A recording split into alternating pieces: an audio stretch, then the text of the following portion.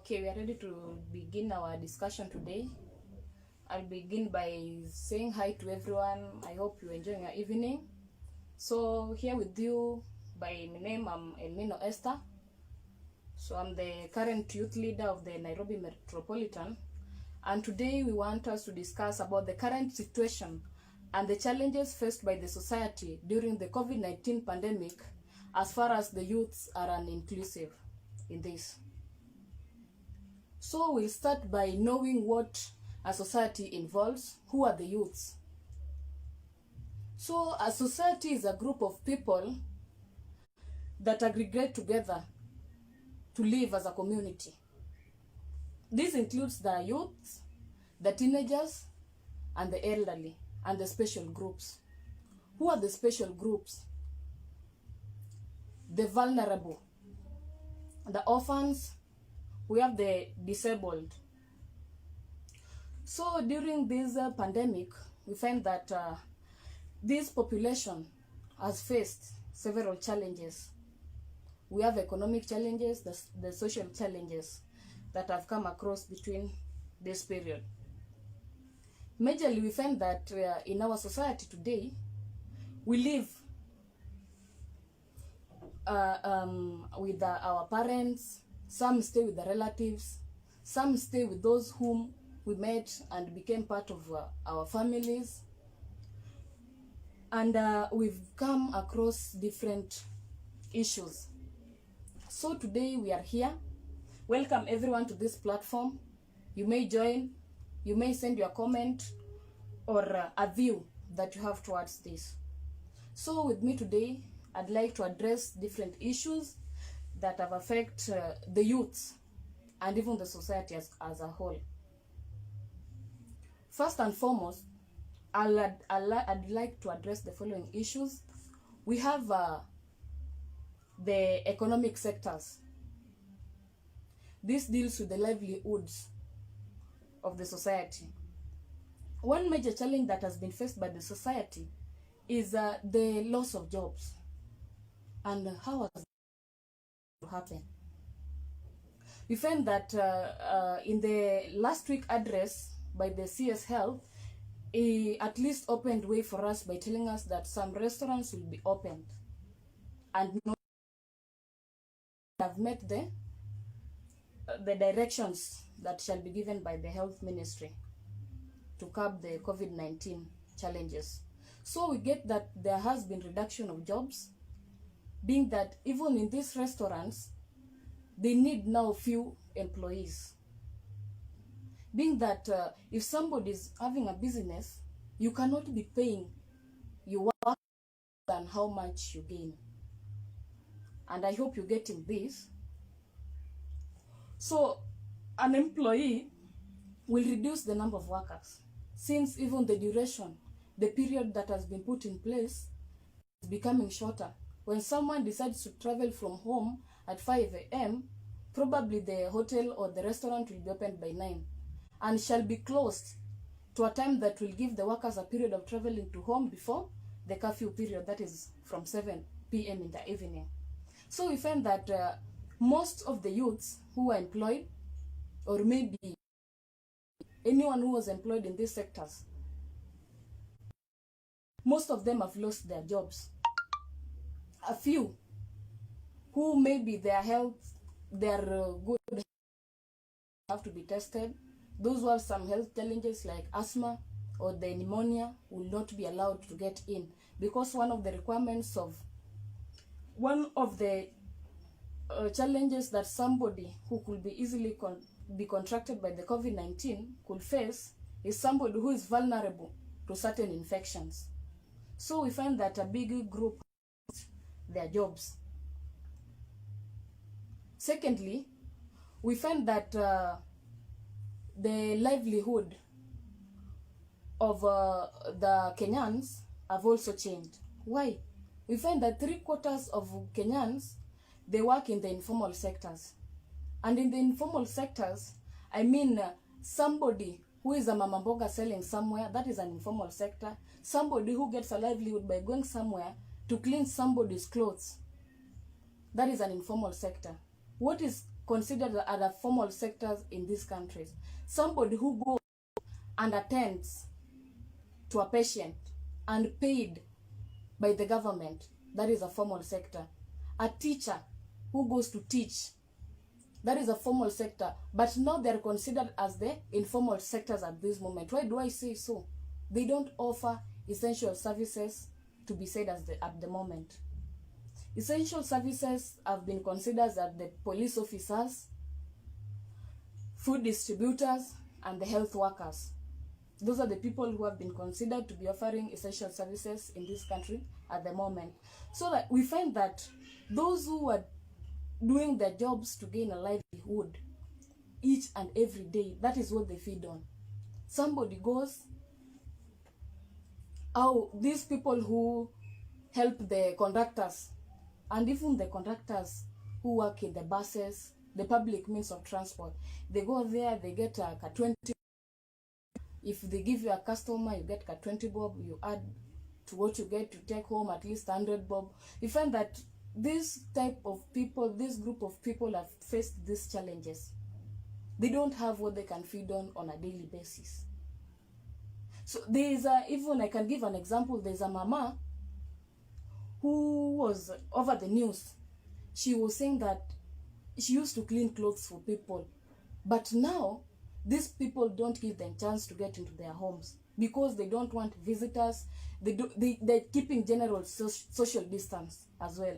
She was saying that she lives at the slums somewhere, I won't mention, within Nairobi region.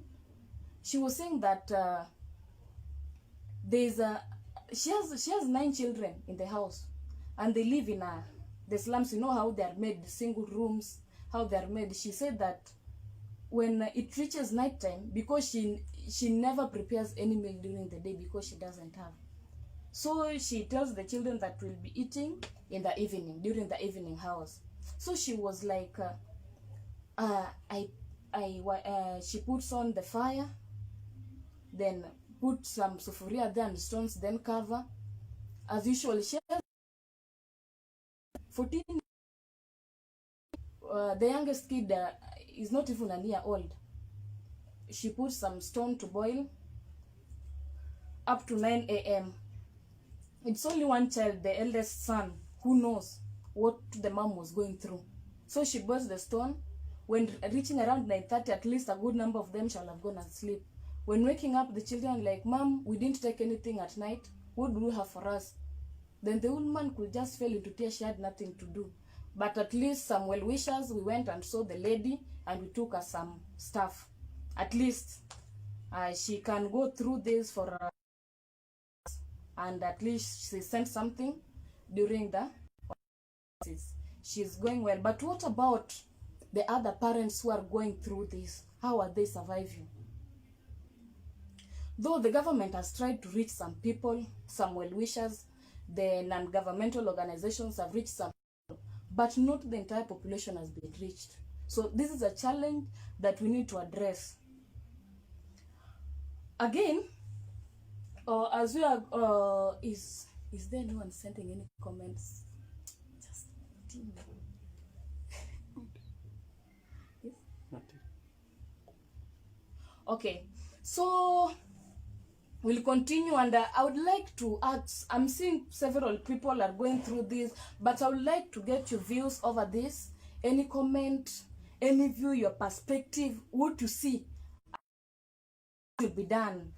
And the situation, we're talking about the situation, we are addressing this. A challenge you're facing from where you are, a challenge you're facing from where,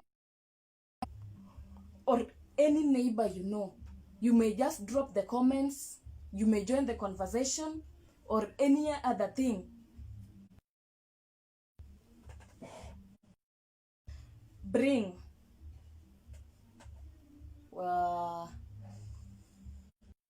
will bring an address to whatever we are talking about. And so again, I will not leave from discussing about what the teenagers are facing during this moment. Who is a teenager? Somebody from 9 years to roughly an age of 19 years. That is also covering about the youths. But what am I talking about from age 9 And I'm not going to talk about from age 10. I'm talking about a child from age 3 years. That is somebody that has started attending school.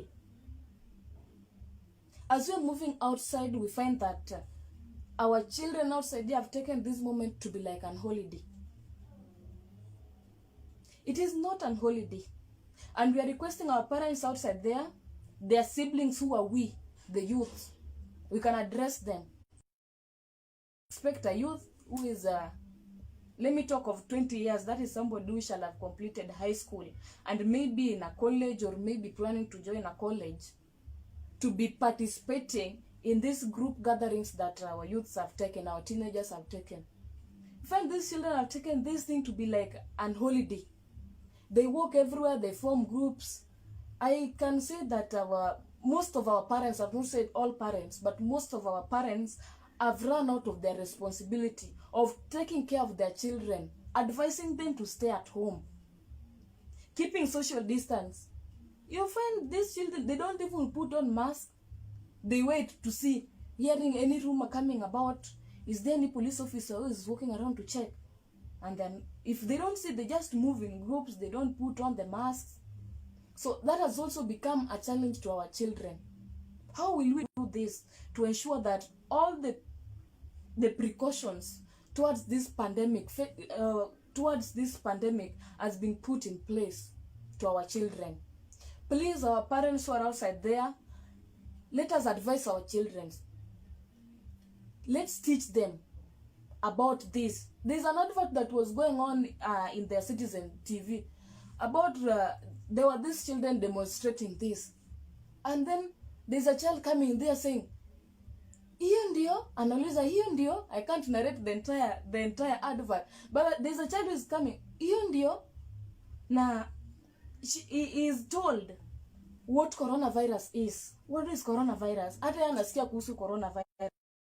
This thing, everyone has heard about the name, even if you don't know what coronavirus is, but you've heard ni ugonjwa gani. How is it transmitted? Let us tell them, wash your hands. Don't move in groups. That is what they'll understand. If you told them to avoid social distance, they won't understand. Don't move in groups. Stay at home. Tell your children to be staying at home.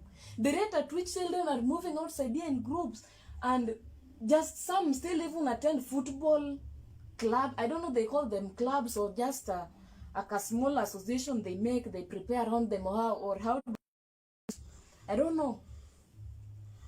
So I don't know how they call it, but even in some of the posters you've seen, if you touch somebody, you see some green thing, a way of transmission that has gone to this person, it has gone to this person. And so I think these are the kind of things, these are the kind of things that we should show our children and tell them, stay at home, avoid walking in groups, and sanitize. That is to our children. And advise your children to stay at home, to read. The other time we saw a well-wisher, not even a well-wisher, a concerned Kenyan, then came back and taught our children chemistry, organic chemistry. I respect my high school teacher, but something that some of our teachers can't embrace freely to the entire society. They need payment, but some of our leaders do it for free. And we are very much thankful. We are very, very, very much thankful, Honorable Babo Wino. We are very much thankful for that. And if we could get more professionals who could deliver, I heard it was said by somebody that somebody said that somebody who is not qualified as a TSC should not deliver to the society. But what if somebody who is chemistry but is not a teacher can deliver to our children, who can get it at no cost? You only pay your own bundles. And even Safaricom, we are very much thankful. They give offers for our children to watch online for free. Elimu. And to the youths, we are very much grateful how the youths have participated towards this. Some of the youths have participated in delivering of the staffs that the government to the villages, to the society all over the country, so that they help, most of the sanitizer and the masks. They have tried reaching the society, but not to that extent as we expect. They're still sold, some still can't access. In some villages, they can't even never seen. Not that they can't buy. Yes, they can't buy, but they have never even seen that seller who is doing it. So I would like still to hear from you people. Anyone with a comment, anyone with any information that would like to share about the situation right now and the challenges that are faced by the youths and the entire society towards this period of the pandemic.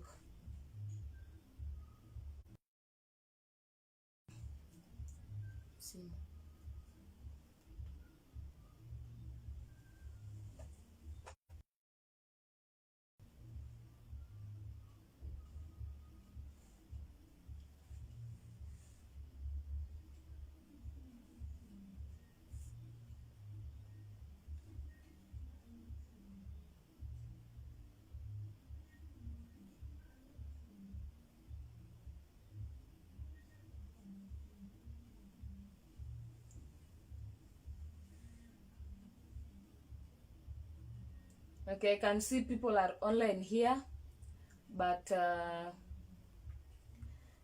I hope trying to bring about. So what I'd like to say tonight, that's my thought, that the measures for economic reactivation should follow,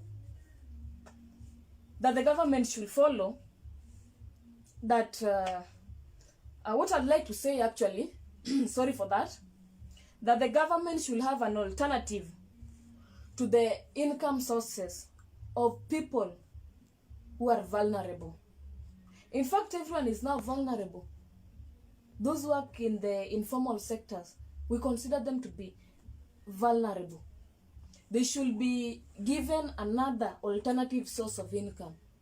If the government decides, yeah, we are very much thankful. We saw you are giving some cash.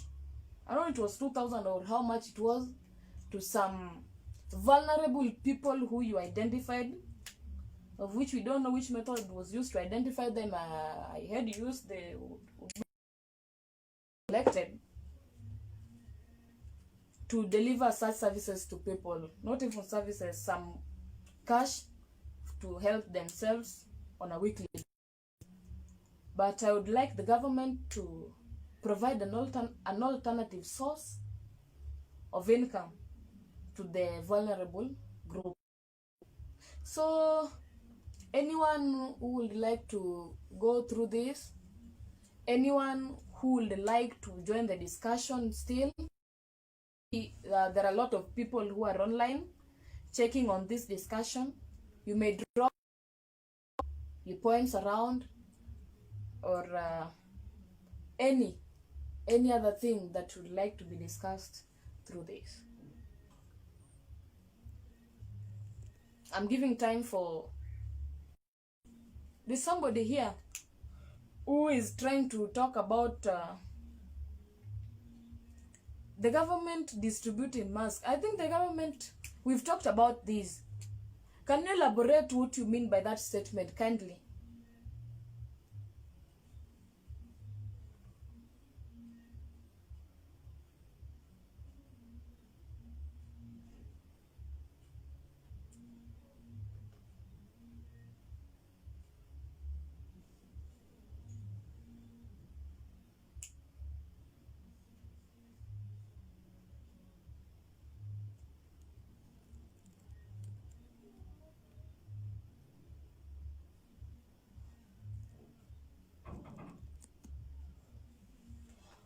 Okay, it seems the person has just gotten lost. There is away from, maybe is preparing something to bring for us. But my thought tonight is that the government need to improve measures to support workers and businesses that they have put in place, particularly the smaller enterprises, those in the informal economy and who are vulnerable. And bearing this in mind, that we are still among the poorest in the world. For the million of workers, no income means there is no food. No income means there is no food. When you gain nothing by the end of the day, for those who work on daily livelihood, there is nothing that they'll have to feed on. And as the pandemic and the job crisis evolve, they need to protect the most vulnerable. Because this is why we find that there has been several crime cases. There has been increased number of thugs.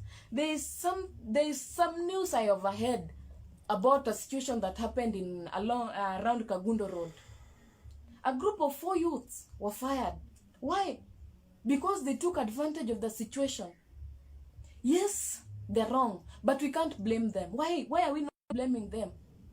They don't have what to feed on. That is why we talk of a daily source of income. So if we could get an alternative source of income, I don't think if that there could be increased rate of stealing or the crime cases, yeah, in our society.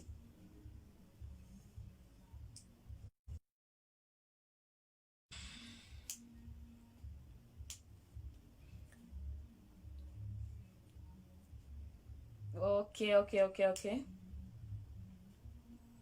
There's somebody here who is saying that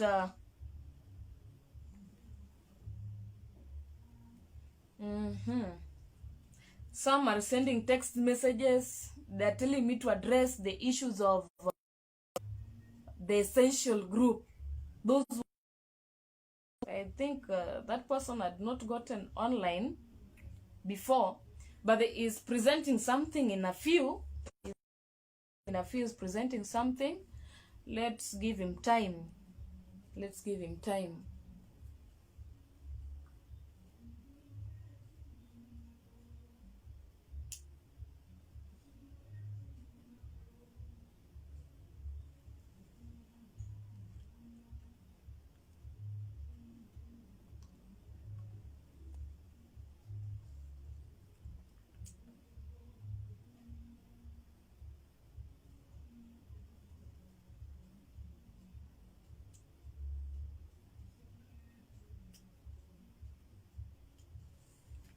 Okay. He'll also be ready in a few. But okay, he has just sent something. He's saying that the vulnerable groups have faced several challenges. Which challenges have they faced? He's trying to say that these people, due to the lockdown measures that have been put in place, they have faced. I'm not understanding something.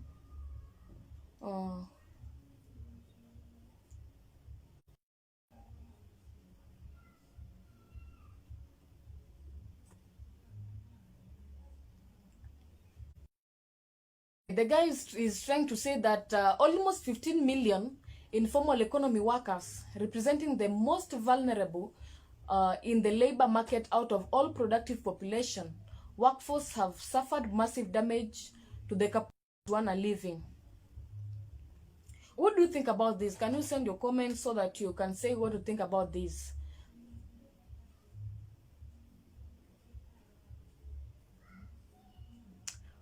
Okay, according to what the guy is trying to talk about, that the informal economy workers representing the most vulnerable group in the labor market out of all productive population, workforce have suffered massive damage to the capacity to earn a living. Okay, to me, I think this is due to the lockdown measures and maybe because they work in the hardest hit sectors. The hardest hit sectors, these are like we say these people who work within the market regions, the market areas, this is a place that is overcrowded. That you still find people selling maybe the clothes, or maybe these small goods that are being sold around the mama mboga. They interact with several people, and this has created a higher exposure of them of contracting the COVID-19. Putting on a mask, but they touch their goods, the nyanya, they still have to give out the nini, how do we call them, the the wrappers they use, they still come into contact with them. This has created a very high exposure of these people to get high contact with this virus. I see time also running away from us. Time is ending up, and I think most of us should be taking their supper, and sorry for coming late. Next time we'll come on time so that we can discuss largely, broadly, and look onto issues that are majorly focused on youths.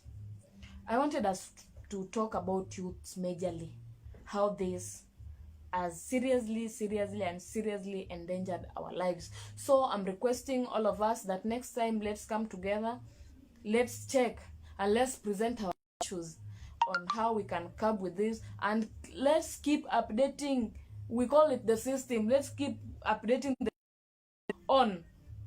We don't know who are they, but they have to know our situation right now, the challenges we face, and they must address these challenges. And thank you very much. Let's meet next time, and on the same Facebook page, Elnino Esther, and on Twitter you can follow and like the page and drop your comments, Elnino Esther, on the same page. Thank you so much those who have gotten time to be with us. Let's share the news about the Nairobi Metropolitan, the youth organization that was currently created, and let us bring together. We're not talking about only Nairobi, because our youth, they have several issues to talk about, but they have not gotten this platform.